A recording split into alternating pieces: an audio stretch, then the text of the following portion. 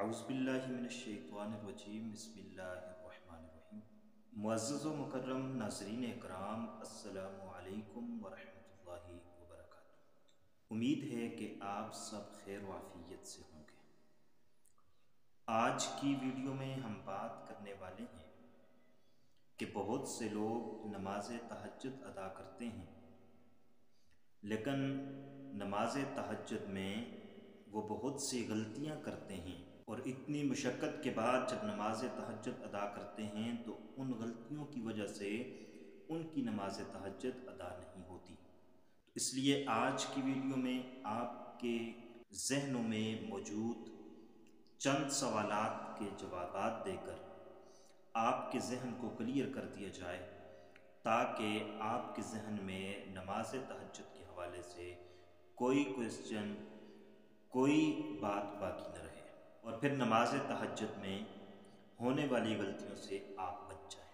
اس سلسلے میں آج کی ویڈیو میں ہم بات کریں گے کہ نماز تہجد کی فضیلت کیا ہے، نماز تہجد کا طریقہ کیا ہے، نماز تہجد کی رکعات کتنی پڑھنی ہیں، نماز تہجد کا وقت کب سے کب تک ہے اور افضل وقت کون سا ہے، نماز تہجد میں سورہ اخلاص کو کتنی مرتبہ پڑھنا ہے، اور نماز تہجد کے لیے سونا ضروری ہے یا نہیں ہے۔ یہ تمام تر باتیں لوگوں کے ذہنوں میں موجود بھی ہوتی ہیں اور ان میں غلطیاں بھی کر بیٹھتے ہیں۔ تو اس لیے نماز تہجد جو ہے یہ افضل نماز ہے، اعلیٰ نماز ہے، کامل نماز ہے۔ پیغمبر علیہ الصلاۃ والسلام کے فرمان کے مطابق نوافل نماز میں اللہ کو سب سے محبوب نماز، سب سے پیاری نماز ہے تو وہ نماز تہجد ہے، اور نماز تہجد کو پڑھنے والے بھی اللہ کو بہت محبوب ہیں، پسند ہیں۔ یہ اللہ والوں کی نماز ہے، اللہ کے خاص بندوں کی نماز ہے۔ اللہ نے قرآن کریم کے اندر اپنے خاص بندوں کی صفت ذکر کرتے ہوئے فرمایا تتجافى جنوبهم عن المضاجع يدعون ربهم خوفا وطمعا، کہ اللہ فرماتے ہیں میرے خاص بندے وہ ہوتے ہیں جب راتوں کو ساری دنیا سوتی ہے، ساری مخلوقات سوتی ہے، رات کا سناٹا ہوتا ہے، رات کا اندھیرا ہوتا ہے، میرے محبوب بندے، میرے خاص بندے، ان کے پہلو اپنے بستروں سے الگ ہوتے ہیں اور وہ میری عبادت کر رہے ہوتے ہیں، مجھ سے باتیں کر رہے ہوتے ہیں اور میرے در پر سر بسجود ہوتے ہیں۔ یہ وہ وقت ہوتا ہے جس میں دعا قبول ہوتی ہے، یہ وہ وقت ہوتا ہے جس میں اللہ عبادت کرنے والوں کو پسند کرتے ہیں، یہ وہ وقت ہوتا ہے جس میں اللہ کے بندے اللہ کی تسبیح بیان کرتے ہیں اور استغفار کرتے ہیں، دعائیں مانگتے ہیں۔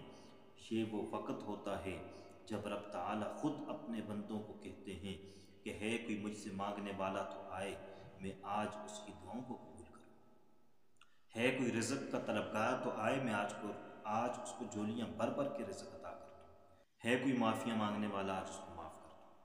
اب اس کے چند مسائل آپ اپنے ذہن میں رکھیے۔ نماز تہجد کا وقت جو ہے یہ کب سے کب تک ہے اور افضل وقت کون سا ہے؟ نماز تہجد کا وقت نماز عشاء کے بعد شروع ہو جاتا ہے، عشاء سے لے کر فجر داخل ہونے تک یہ تہجد کا وقت ہے۔ جو ہی فجر داخل ہو گئی، اذان بعد میں ہوتی ہے، فجر پہلے داخل ہوتی ہے، جو ہی فجر داخل ہوئی وقت ختم ہو گیا۔ اس دوران آپ جس وقت بھی پڑھیں، عشاء سے لے کر فجر تک آپ پڑھ سکتے ہیں، لیکن افضل وقت جو ہے وہ رات کا آخری حصہ ہے، آخری پہر ہے۔ تو رات کے آخری حصے میں آخری پہر پڑھنا یہ افضل اور اعلیٰ وقت ہے۔ اب نماز تہجد کے لیے سونا ضروری ہے یا نہیں؟ تو نماز تہجد کے لیے بعض علماء کہتے ہیں کہ سونا ضروری ہے، اور بعض کہتے ہیں کہ سونا ضروری نہیں ہے، اس میں اختلاف ہے۔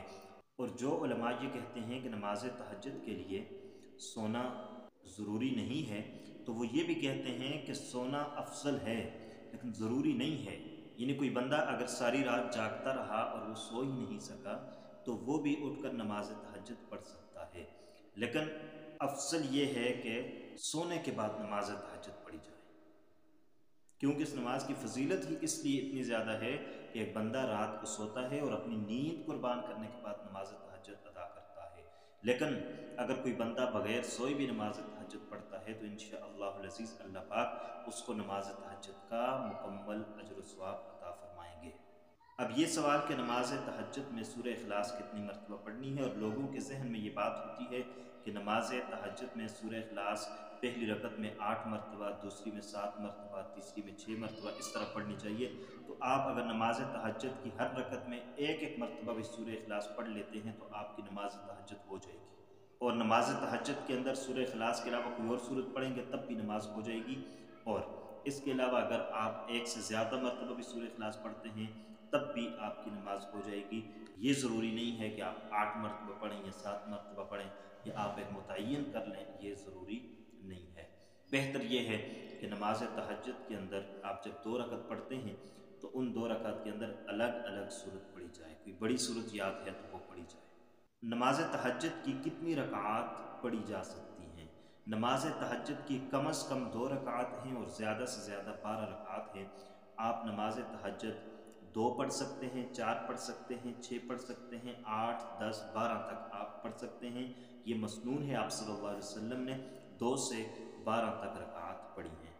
नमाज तहज्जुद का तरीक़ाकार क्या होगा? तो नमाज तहज्जुद का तरीका वही है जिस तरीके से हम आम नमाजें अदा करते हैं, कि आप नीयत करेंगे, दिल में इरादा करेंगे कि 2 रकत नमाज तहज्जुद अदा कर रहा हूँ, अल्लाह तबारक व तआला के वास्ते पढ़ता हूँ, मुँह मेरा तरफ़ काबतुश शरीफ़ा, अल्लाहु अकबर, तकबीर तहरीमा है, उसके बाद आपने सना पढ़नी है, सूरह फातिहा मिलानी है, साथ आपने सूरत मिलानी है, उसके बाद आपने रुकू में चले जाना है, तस्बीहात पढ़नी है, फिर आपने क़ौमा करना है, उसके बाद आपने 2 सजदे करने हैं, उनके अंदर तस्बीहात पढ़नी है, और उसके बाद पहली रकत भी इसी तरह, दूसरी रकत भी इसी तरह अदा करनी है।